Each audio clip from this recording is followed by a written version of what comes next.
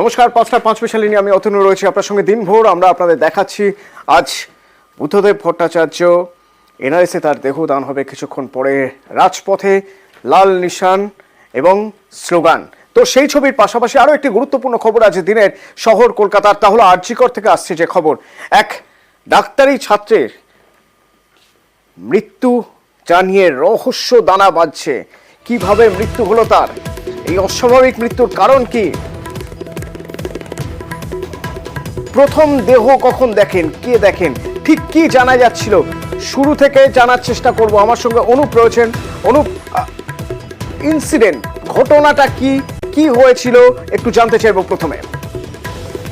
তো আজকে যে মেডিকেল কলেজ, এই মেডিকেল কলেজের মূলত সেমিনার হল, সেখান থেকে কিন্তু এক তরুণীর মূলত ডাক্তারি পড়ুয়ারা, এই যে দ্বিতীয় বর্ষের ছাত্রী, তারা কিন্তু একেবারে মৃতদেহ উদ্ধারের ঘটনা ঘটে। এবং এই যে ঘটনা, সেই মৃতদেহ ঘটনা ইতিমধ্যেই কিন্তু যখন মৃত উদ্ধার করা হয়, পরবর্তী ক্ষেত্রে পুলিশের পক্ষ থেকে থানা পুলিশ কিন্তু ঘটনাস্থলে আসে এবং সেখান থেকে মৃতদেহ উদ্ধারের পাশাপাশি দেখা যায় সেমিনার হলে মেঝেতে কিন্তু একেবারে মৃতদেহ পড়ে আছে এবং সেখানে নীল কাপড় দিয়ে কিন্তু মৃতদেহ ঢাকা দেওয়া রয়েছে এবং দেহের পাশে মোবাইল ফোন, ল্যাপটপ, পাশাপাশি ব্যাগ ইতিমধ্যে উদ্ধার করতে পেরেছে।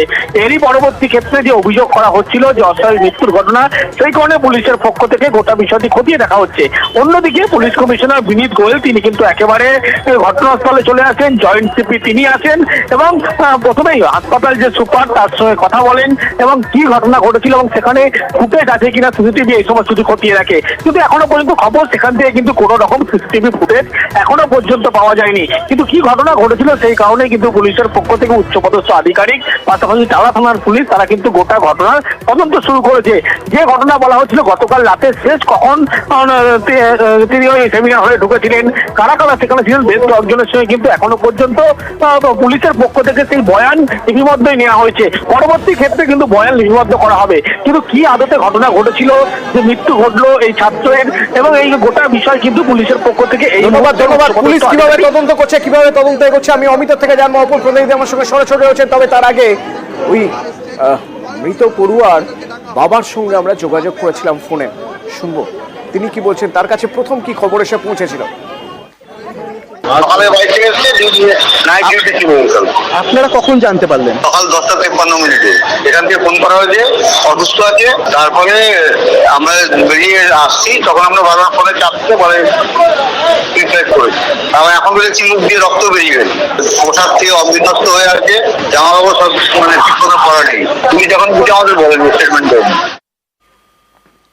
আর এমএসভিপি বলছেন ম্যাজিস্ট্রেট পর্যায়ে তদন্ত হবে, তদন্ত করে জানা যাবে কি হয়েছিল।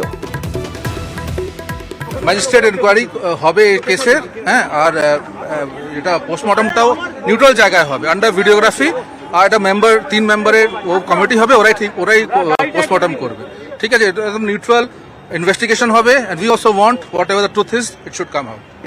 যখন আমরা জানতে পেরেছি, we have gone there, police has already was there, and our forensic team was also there, and now investigation is going on. Very unfortunate incident. Only night duty this. Very unfortunate incident, এ বিষয়ে কোনো সন্দেহ নেই। কিন্তু হলো কিভাবে, তদন্ত করে দেখতে হবে। পুলিশি তদন্ত কোন পথে, আমার সঙ্গে রয়েছেন আমার প্রতিনিধি অমিত। পুলিশ কিভাবে এগোচ্ছে, কারণ আমরা দেখেছি ইতিমধ্যেই ফরেন্সিক ডিপার্টমেন্ট, সেখানে ফরেন্সিকের টিম সেখানে পৌঁছে গিয়েছিল, সেখান থেকে নমুনা সংগ্রহ করেছে। পুলিশ কিভাবে এগোচ্ছে?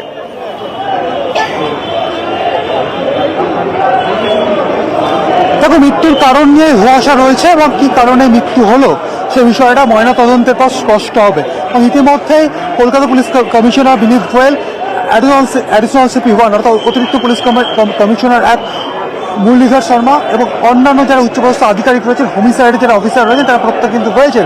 সেক্ষেত্রে ময়নাতদন্তের আগে বডি অটপসি হবে এবং তারপরে ময়নাতদন্ত করা হবে। ময়নাতদন্ত পর স্পষ্ট হবে যে মৃত্যুর আসল কারণ কি। কারণ অচৈতন্য অবস্থাতে বেলা 11:30 নাগাদ এই দ্বিতীয় বর্ষের মেডিকেলের স্টুডেন্ট, পোস্ট গ্রাজুয়েশনের দ্বিতীয় বর্ষের এই মেডিকেলের স্টুডেন্টকে পাওয়া যায় অচৈতন্য অবস্থায় পড়ে থাকতে বা পড়েছিল সেমিনার রুমের মধ্যে। সেক্ষেত্রে কালকে রাত্রি 2টো পর্যন্ত, যেহেতু তিনি অন ডিউটিতে ছিলেন, রাত্রি 2টো পর্যন্ত যারা অন ডিউটিতে কালকে রাতে ছিলেন বা নাইট ডিউটিতে যারা ছিলেন তাদের সঙ্গে তিনি ছিলেন, তাদের সঙ্গে তিনি ডিনার করেছেন এবং তারপরে যেহেতু ওপরে যেখানে তাদের ডিউটি ছিল সেখানে রেস্ট রুম না থাকার কারণে তিনি সেমিনার রুমে চলে যান এবং মৃতদেহের মাথার কাছে থেকে ল্যাপটপ এবং মোবাইল পাওয়া গেছে। এই মোবাইল এবং ল্যাপটপটি কি আদতে ওই পড়ুয়ার, সেই বিষয়টা এক্সামিন করা হচ্ছে।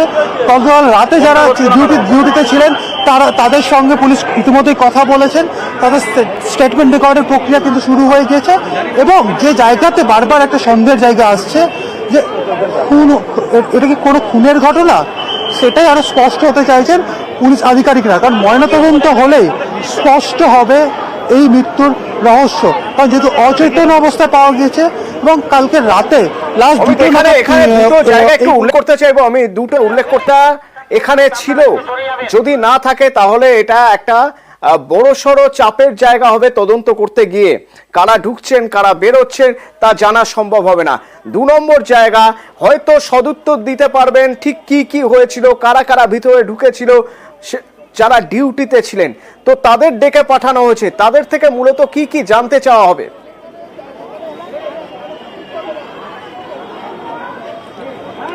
গতকাল রাতে 2টো পর্যন্ত, যেহেতু এখনো পর্যন্ত যে তথ্য উঠে আসছে যে গতকাল রাতে 2টো পর্যন্ত ডিনার করার পরে যারা কালকে অন ডিউটিতে ছিলেন বা অন কল ছিলেন, অন্যান্য PG student, PG first year student বা সেকেন্ড ইয়ারের স্টুডেন্ট, সেক্ষেত্রে তাদের স্টেটমেন্টটা কিন্তু যথেষ্ট গুরুত্বপূর্ণ। কারণ তার পরবর্তী সময় কি হয়েছে, কারণ এখনো পর্যন্ত সেমিনার রুম সংলগ্ন এলাকার ক্লোজ সার্কিট ক্যামেরা ফুটেজ যেহেতু এখনো পর্যন্ত পাওয়া যাচ্ছে না, ক্লোজ সার্কিট ক্যামেরা যেহেতু সেখানে নেই বলে এখনো পর্যন্ত পুলিশ জানতে পারে, সেই জায়গায় অর্থাৎ যে জায়গা পর্যন্ত ক্লোজ সার্কিট ক্যামেরা রয়েছে সেই জায়গার ফুটেজ একটা কাজে আসতে পারে।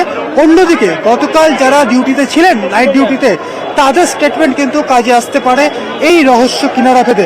এছাড়া ময়নাতদন্ত হলে কিন্তু স্পষ্ট হওয়া যাবে মৃত্যুর কারণ কি, যেহেতু অচৈতন্য অবস্থায় পাওয়া গেছে, সজ্ঞাহীন অবস্থায় পাওয়া গেছে, সেক্ষেত্রে কিভাবে এই মৃত্যু হয়েছে। কারণ এখনো পর্যন্ত পুলিশ সূত্র থেকে আমরা যেটা জানতে পেরেছি যে এক্সটার্নাল ইনজুরি মার্ক, অর্থাৎ বাইরে বড়সড় শরীরে কোনো আঘাতের চিহ্ন কিন্তু এখনো পর্যন্ত পুলিশের লক্ষ্য হয়নি। কারণ এখনো পর্যন্ত সেমিনার রুমের কাছে কিন্তু দেহ রয়েছে, দেহ অটোপসি হবে, ময়নাতদন্ত হবে, তারপরে কিন্তু স্পষ্ট হওয়া যাবে যে মৃত্যুর আসল কারণ। কারণ এই মৃত্যুর কারণ নিয়ে কিন্তু এখন ধোঁয়াশা রয়েছে।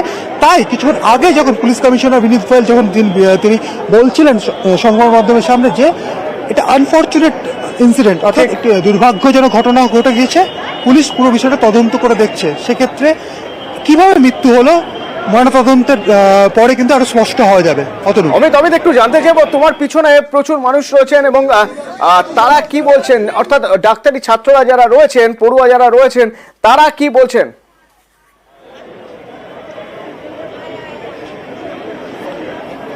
দেখো, ইতিমধ্যে আমরা ক্যামেরা পার্সনকে বলবো একবার দেখানোর জন্য এই আরজি কর হাসপাতালের একদম এমার্জেন্সির বাইরের ছবি। বেশ এবার একবার শুনবো পুলিশ কিভাবে এগোচ্ছে, পুলিশ কিভাবে তদন্ত করছে। আনফরচুনেট ইনসিডেন্ট হয়েছে, ইনভেস্টিগেশন আমরা করছি, আর যা সম্ভব প্রয়োজন প্রত্যেকটা স্টেপস না হচ্ছে। এখনো কথা হয়নি, আমাদেরকে এখানে কথা বলার জন্য ডেকেছিলেন স্যারেরা, আবার বললেন ডিপার্টমেন্টে যেতে, সেই জন্য। আপনারা কোন ডিপার্টমেন্টে? চেস্ট ডিপার্টমেন্টে। আপনাদের নাইট ডিউটিতে ছিল? না, এটা পরে আমরা বলবো আপনাদের, আগে কথা বলি। কলিগ তো আমরা সবাই। কোন সিসিটিভি রয়েছে ওই ফ্লোরের মধ্যে, কোনো সিসিটিভি?